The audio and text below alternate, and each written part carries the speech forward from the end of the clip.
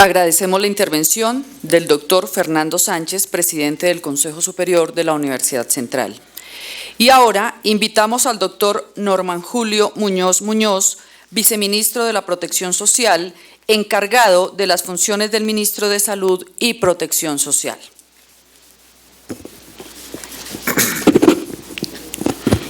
Muchas gracias, buenos días. Doctor Rafael Santos, rector de la Universidad Central, doctor Fernando Sánchez, doctora Adriana Franco, representante de la Cámara, doctor Jorge Iván Palacio, magistrado de la Corte Constitucional, doctor Barreto. Muchas gracias por invitarnos a este escenario un poco a hablar de un tema que para el sector salud en este momento tiene gran incidencia, y es el pronunciamiento de la Corte Constitucional frente al aval que le dio a la ley estatutaria aprobada por el Congreso de la República el año pasado. Y yo me voy a permitir dividir esta intervención como en tres partes. La primera, un poco una parte introductoria para poder identificar si tal vez hoy con plena claridad podamos resolver la pregunta del foro, el verdadero alcance de la ley estatutaria. Creo que todavía nos faltan elementos importantes para poder responder de manera integral esa pregunta. Uno de esos elementos fundamentales para poder dar respuesta a esa pregunta pues tiene que ver con ya el fallo definitivo de la Corte, en donde podamos conocer los detalles. ¿Qué tenemos hoy? Hoy tenemos digamos un resumen que fue presentado en la nota de prensa por la Corte Constitucional, en donde básicamente primero nos da una buena noticia, y es que la Corte encontró ajustado al derecho o a la expresión del derecho fundamental a la salud la ley estatutaria. Y esa creo que es una primera buena noticia. Tal vez esta, y hay que decirlo así, es una de las leyes estatutarias que por los apartes derivados de la nota emitida por la Corte Constitucional ha tenido, y me atrevo a decir, menor intervención, en este caso, en términos de la modulación que otras leyes de igual digamos, jerarquía han tenido. Entonces yo creo que eso es importante. Todavía no es una ley, clarísimamente. Solamente podrá ser ley en el momento en que tengamos el fallo definitivo y por ende el presidente pues proceda a sancionarla, como así va a ser. Entonces, ahí tenemos todavía un marco bien importante para pensar en, una vez analizado ese contexto, cuál es el verdadero alcance. Yo creo que también es importante señalar los antecedentes de esta ley, que fueron muy importantes y que vale la pena traerlos a colación hoy. Por allá hacia 2010, cuando la emergencia o los decretos de emergencia social emitidos por el gobierno en ese momento buscaban corregir unas dificultades particulares críticas que estaba enfrentando el sistema de salud, y la Corte declaró la inexequibilidad de esos decretos de emergencia. El llamado fundamental de la Corte en ese momento, además de tomar las decisiones que le correspondían al gobierno, fue un llamado a contar con un marco estatutario mucho más claro.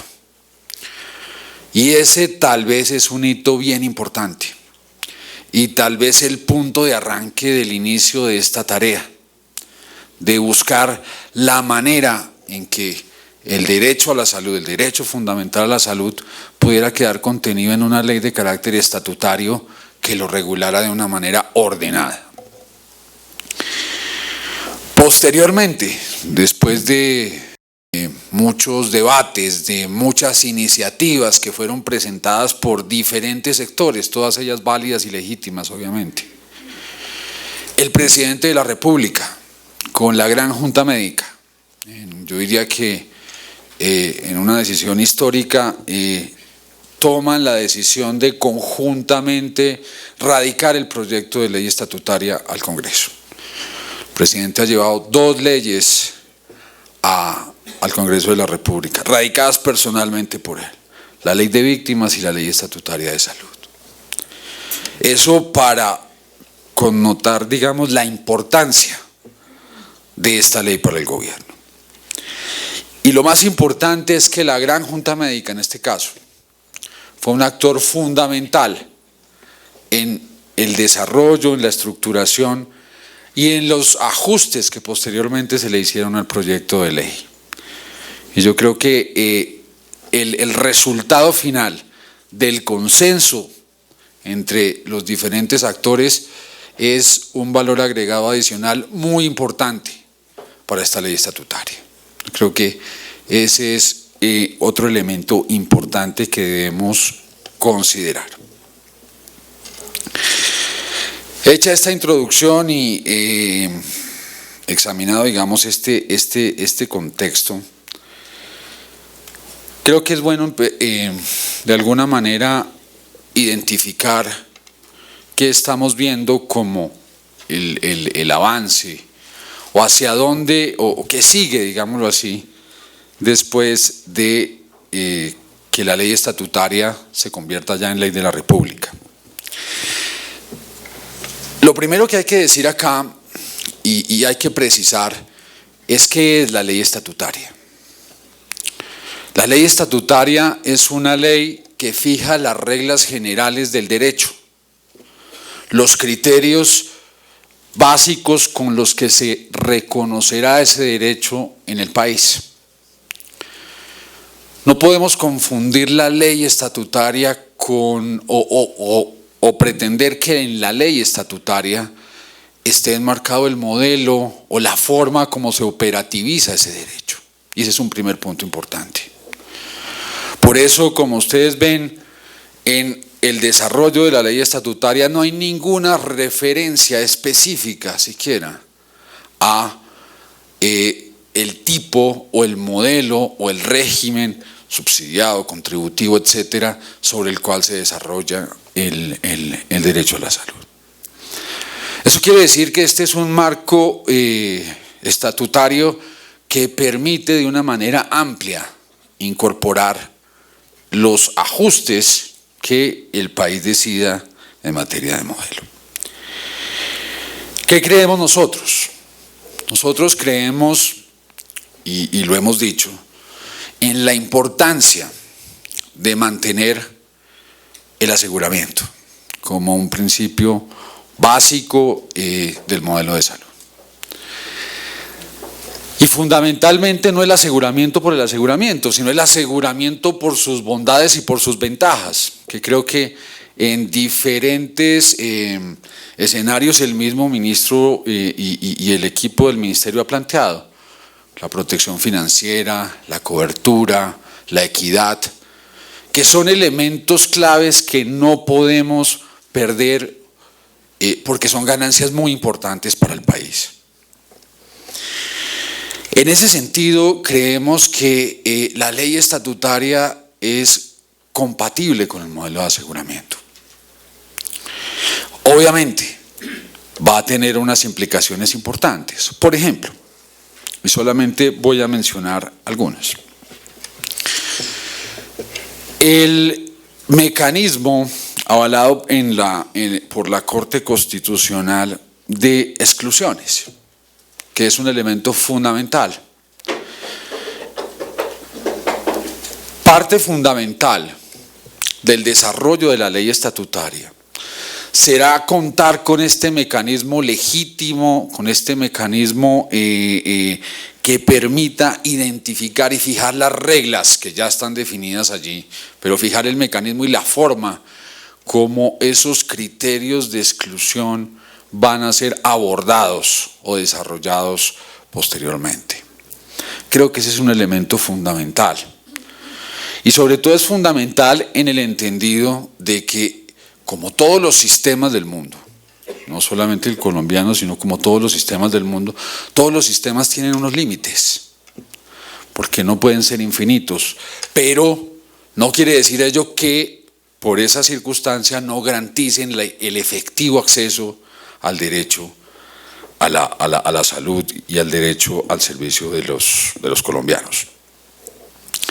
Les pongo solamente un ejemplo de cómo uno progresivamente puede ir avanzando en esa línea. Si ustedes revisan la última actualización del Plan Obligatorio de Salud que se expidió en diciembre, ahí ya empezamos, digámoslo así, a dar unos pasos importantes en esa vía, en la vía de poder identificar claramente unos servicios de una manera mucho más integral, unas prestaciones, una integralidad mucho más completa. Lo hicimos con el tema de medicamentos, precisamente, en donde empezamos, y esto es solamente un primer paso que traigo aquí a modo de ejemplo,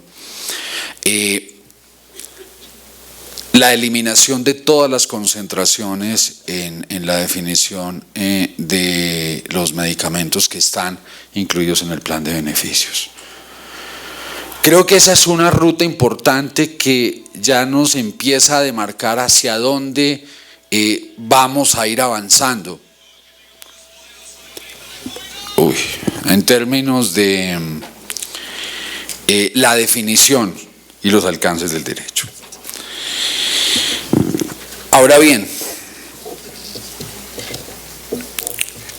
es importante que ese avance vaya orientado fundamentalmente a reducir esos límites negativos que han afectado y que han aumentado la conflictividad al interior del sistema. Los límites negativos son los que han generado que, en algunos casos, la tutela se constituya en el principal instrumento para resolver el acceso a los servicios y al derecho de la población. Creemos que eso no debe ser así y creemos que en ese sentido la ley estatutaria da un marco importante. Ahora bien, este es un proceso en donde tendremos que transitar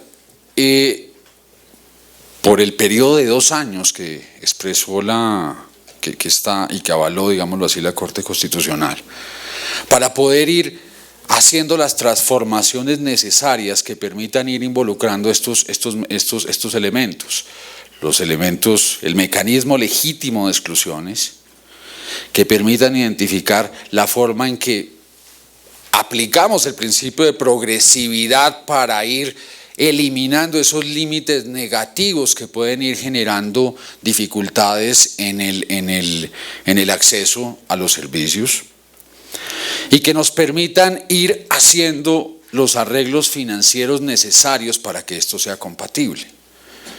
Yo he visto unos 2 o 3 escenarios, por decirlo de alguna manera, catastrofistas sobre el tema fiscal y sobre el tema financiero, en donde simplemente, creo yo, sin todos los elementos de juicio ni los análisis necesarios, se dice esto básicamente va a llevar a una quiebra del Estado, porque va a tener que aportar un sinnúmero infinito de recursos. No.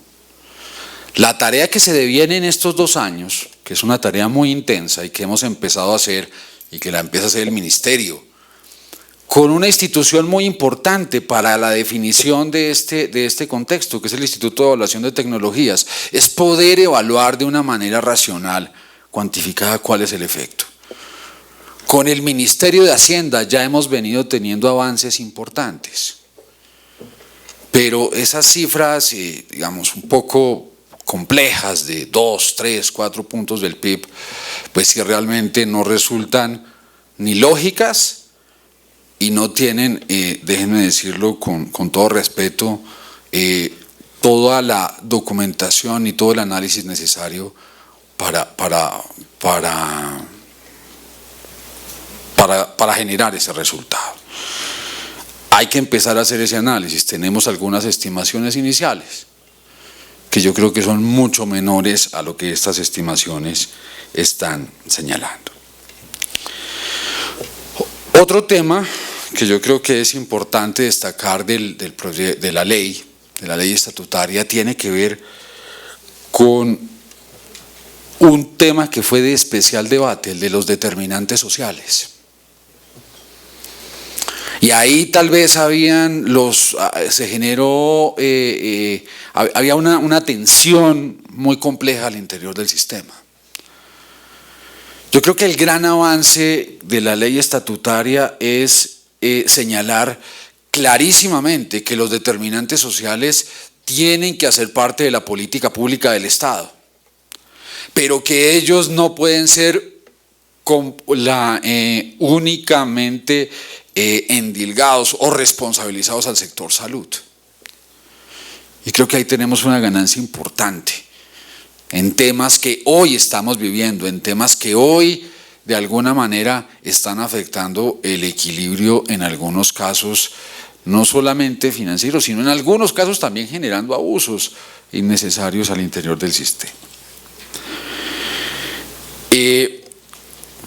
Y el tema de los servicios sociales. Yo creo que ahí ya por lo menos esta primera noticia de la Corte ya le empieza a dar una pista al gobierno sobre qué hacer con estos servicios sociales. Vienen unos retos muy importantes hacia el futuro. Vamos a tener una población que en su transición demográfica vamos a tener que disponer de muchos más recursos para atender población de mayor edad, con mayores complejidades, que supone retos en términos de estos servicios adicionales que están asociados al servicio de salud. Pero yo creo que ahí nos dan una pista importante sobre cómo racionalizar y cómo asociar de manera clara este tema. Yo termino, ya porque el tiempo se ha finalizado, con los retos. En este contexto, con los retos que supone la ley estatutaria para el gobierno y digamos para todos los actores. Y yo los definiría en 4, básicamente. El primero es que conjuntamente, porque esta no puede ser una labor sola del gobierno, tenemos que diseñar un mecanismo legítimo que permita garantizar la protección del derecho a la salud, en el cual las discusiones tales como el mecanismo de exclusiones que previó la ley estatutaria, fije, para saber cuáles van a ser esos servicios que definitivamente por su naturaleza y que están listados ahí en la ley estatutaria no van a ser o no por su naturaleza tienen que ser atendidos por el sistema de salud. Y este mecanismo tiene que ser legítimo para todos. Tiene que ser legítimo para la ciudadanía, tiene que ser legítimo para las autoridades judiciales, tiene que ser legítimo para todos los agentes del sector, porque esa es una regla que demandan y que vienen demandando de tiempo atrás todos los actores. Creo que es importante fortalecer las políticas de transparencia y uso racional de las tecnologías. Y aquí hay un gran reto que es el tema de la autorregulación médica, en el cual lo que hemos escuchado solamente es apertura por parte de las sociedades médicas a mirarlo y a volverlo parte del ejercicio. Y creo que ese es un tema muy importante. Y por último, el fortalecimiento de la política farmacéutica y el control de precios. Creo yo que en esencia hoy, y cuando uno hace el balance, básicamente ahí se concentra gran parte de lo que el sistema en esencia entiende hoy como lo no reconocido o lo no incluido o a lo que tienen que acceder la gente a través de otros mecanismos distintos a los tradicionales por el sistema. Creo que eso deriva un gran reto para el gobierno y para todos los agentes. Ustedes saben, el gobierno tiene una política farmacéutica que ha venido ejecutando de una manera juiciosa, que va a seguir profundizando y que aún hoy más con la ley estatutaria tiene que convertirse en una política que propenda por garantizar el acceso efectivo a los servicios, al derecho a la salud. Con esto yo creo que dejo esta pequeña introducción para los temas que vienen en este debate. Yo creo que va a ser muy interesante escuchar los análisis de todo este selecto grupo que nos va a señalar hoy con sus intervenciones los temas del alcance del derecho, del plan de beneficios, de la financiación, de la autonomía médica, que son temas fundamentales de la ley estatutaria. El gobierno se siente, digamos, satisfecho con el texto de la ley estatutaria. Hay unos retos importantes que abordar con esta ley. Esto no es un compromiso solamente del gobierno, esto es un compromiso sectorial, esto es un compromiso que integra todos los agentes del sistema y en los cuales todos necesariamente tendremos que participar. Muchas gracias.